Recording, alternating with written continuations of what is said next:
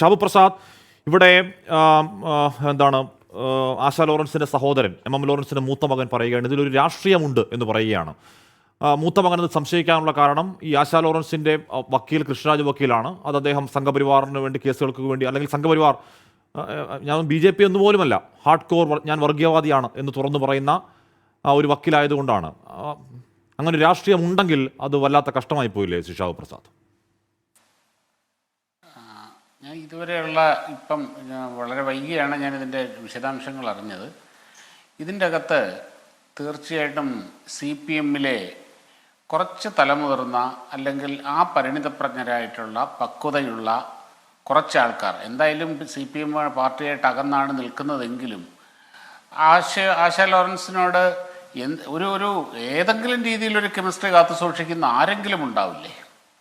അവർ വഴി തീർച്ചയായിട്ടും അവർ സംസാരിക്കേണ്ടതായിരുന്നു.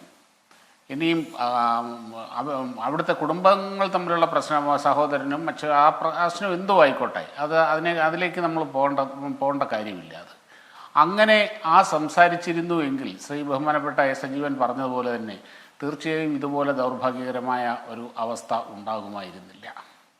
അതുപോലെ തന്നെ ഈ ആശയുടെ സഹോദരനോട് ഒരു അച്ഛൻ മരിച്ചു, ഒരു മുതിർന്ന ആൾ, അവരുടെ പിതാവും മരിച്ചു.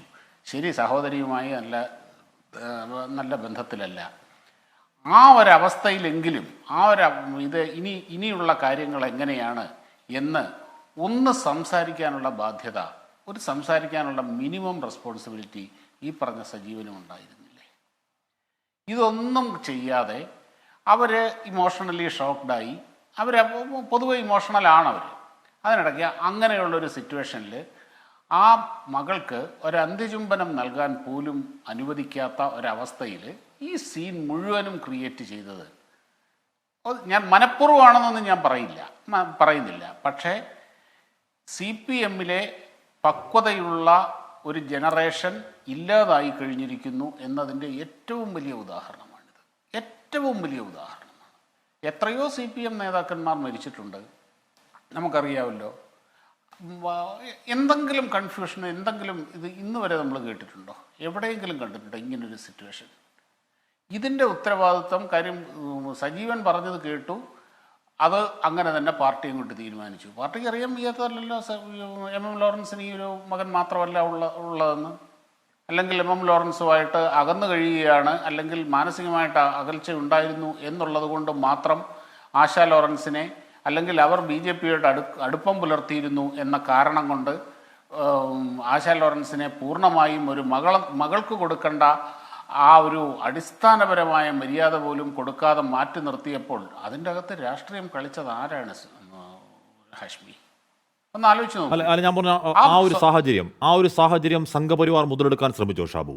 അല്ലെങ്കിൽ എന്തുകൊണ്ടാണ് കൃഷ്ണരാജ് വക്കീൽ അവർക്ക് നിയമോപദേശം നൽകുകയും അത്തരം കേസുകൾ മാത്രം ഹാജരാകുന്ന വക്കീൽ ആശയുടെ വക്കീലാവുകയും ചെയ്യുന്നത്? അല്ല, എനിക്കറിയില്ല. ഇനി അതൊക്കെ പറഞ്ഞില്ല. കൃഷ്ണരാജ് ഇവിടെ രജിസ്റ്റർ ചെയ്യപ്പെട്ട ഹൈക്കോടതി പ്രാക്ടീസ് ചെയ്യുന്ന ഒരു വക്കീലാണ്. ഇനി അയാളുടെ രാഷ്ട്രീയ നിലപാടോ അതിനെപ്പറ്റി ഇനി നമുക്കിവിടെ ബോധപ്പെടേണ്ട കാര്യമില്ലല്ലോ. ഓരോ വക്കീൽമാരും ഏതെല്ലാം കേസ് എവിടെയെല്ലാം എടുക്കുന്നു, അതൊന്നും അല്ലല്ലോ ഇവിടുത്തെ വിഷയം ഹാഷ്മി. ഞാൻ മനസ്സിലാക്കിയിടത്തോളം കൊണ്ടുള്ള കാര്യം പറയാം. ഈ കൃഷ്ണരാജും സംഘപരിവാറും തമ്മിൽ യാതൊരു ബന്ധവുമില്ല എന്നുള്ളതാണ്.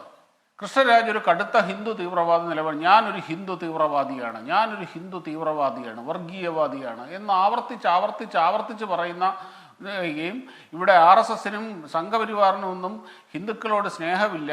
ഇവിടെ അവർ ശരിക്കും ഹിന്ദുക്കളെ ചതിക്കുകയാണ്, എന്നെപ്പോലെയുള്ള ആൾക്കാരാണ് ഇവിടെ ഹിന്ദുവിൻ്റെ രക്ഷകർ എന്ന് പറഞ്ഞ് RSSൻ്റെ പ്രതിസ്ഥാനത്ത് നിർത്തുന്ന ഒരു മനുഷ്യനാണ് കൃഷ്ണരാജ്. അവിടെ ഇന്നുവരെ എൻ്റെ അറിവിൽ RSSൻ്റെ രാഷ്ട്രീയ സംഘപരിവാറിൻ്റെ ഏതെങ്കിലും ഒരു കേസ് കൃഷ്ണരാജ് വക്കീൽ വാദിച്ചതായിട്ടോ അപ്പിയർ ചെയ്തതായിട്ടോ എനിക്ക് അറിയുകയുമില്ല. അങ്ങനെയുള്ള ഒരാളാണ്. അദ്ദേഹത്തിൻ്റെ ഒരു ഫേസ്ബുക്ക് പോസ്റ്റ് ഇങ്ങനെയാണ്: വാവറല്ല വാപുരൻ, ജസ്നയെ ഗുരുവായൂർ ക്ഷേത്രത്തിൽ നിന്ന് പുറത്താക്കിയ പോലെ തട്ടിപ്പ് വാവരെ ശബരിമലയിൽ നിന്ന് കുറേ കുടിയിറക്കിയാൽ നമ്മുടെ ദൗത്യത്തിനൊരു അർത്ഥമുണ്ടാവും, അധികം വൈകില്ല എന്നൊക്കെ പറയാണ്. ഒരുപാട് പേർ വിശ്വസിക്കുന്ന ശബരിമല എന്ന് പറയുന്ന മഹാപ്രസ്ഥാനത്തെ അവഹേളിക്കുകയാണ് ഈ മഹാൻ. ഇയാളാണ് എന്താണ് ആശയുടെ വക്കീലായി വരുന്നത്. തൽക്കാലം ഞാൻ ആ മഹാനെ പറ്റി കൂടുതൽ അഭിപ്രായം പറയാൻ തയ്യാറാവുന്നില്ല ഇവിടെ. അത് വേറെ വിഷയമാണത്. ഇപ്പം അതൊക്കെ അത് വേറെ വിഷയമാണ്. ആ മഹാനോ മഹതിയോ അതെന്തോ ആയിക്കോട്ടെ, അതൊന്നും ഇപ്പം ഞാൻ ഇവിടെ തൽക്കാലം ശബരിമലയെ വരെ അധിക്ഷേപിക്കത്തക്ക രീതിയിൽ അദ്ദേഹത്തിന്റെ വർഗീയ ബോധം അങ്ങനെ നിൽക്കുകയാണെന്നേ. അപ്പൊ ഞാൻ പറഞ്ഞത് അത്തരം ഒരു വക്കീല ഇതാവുമ്പോഴത്തേക്കാണ് അദ്ദേഹത്തിന്റെ മകൾ പറയുന്നത് ഇത് RSS പ്ലോട്ടാണോ എന്ന സംശയം അദ്ദേഹത്തിന്റെ മകൻ പ്രകടിപ്പിക്കുന്നത്. അയാൾ തന്നെ പറഞ്ഞിട്ടുണ്ടെന്നേ ഞാൻ RSS കാരനല്ലാന്ന്.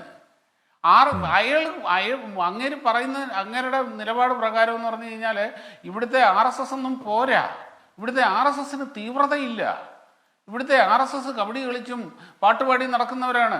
ഹിന്ദുവിന് വേണ്ടി നിലകൊള്ളാനൊന്നും RSSനെ കൊണ്ട് പറ്റില്ല. എന്നെപ്പോലുള്ളവരില്ലായിരുന്നെങ്കിൽ ഈ നാട്ടിലെ ഹിന്ദു എന്ത് സംഭവിക്കുമായിരുന്നു എന്ന് പറഞ്ഞ് നടക്കുന്നൊരു മനുഷ്യനാണ് അങ്ങേര്. അങ്ങേരുടെ നിലപാടെങ്ങനെയാ? അല്ലെങ്കിൽ അങ്ങേര് ഈ കേസെടുത്തു എന്നും പറഞ്ഞുകൊണ്ട് എങ്ങനെയാണ് ഇത് നിങ്ങളിതിനെ RSSുമായിട്ട് കൂട്ടിക്കെട്ടുന്നത്? RSSുമായിട്ട് യാതൊരു തരത്തിലുള്ള എൻ്റെ അറിവ് എന്നെ മനസ്സിലാക്കിയിടത്തോളം കൊണ്ട് RSSുമായിട്ട് സംഘടനാപരമായി ഒരു ബന്ധവുമില്ലാത്ത RSS പോരാ എന്ന് പറയുന്ന ഒരു മനുഷ്യനാണ് അങ്ങേര്. ഓക്കെ അല്ല, ഞാൻ പറഞ്ഞത് ഞാൻ എൻ്റെ കാര്യം പറഞ്ഞല്ല. ഇത് എം എം ലോറൻസിന്റെ മൂത്ത മകൻ അങ്ങനെ ആരോപണം ഉന്നയിച്ചപ്പോൾ ചൂണ്ടിക്കാട്ടിയെന്നേ ഉള്ളൂ.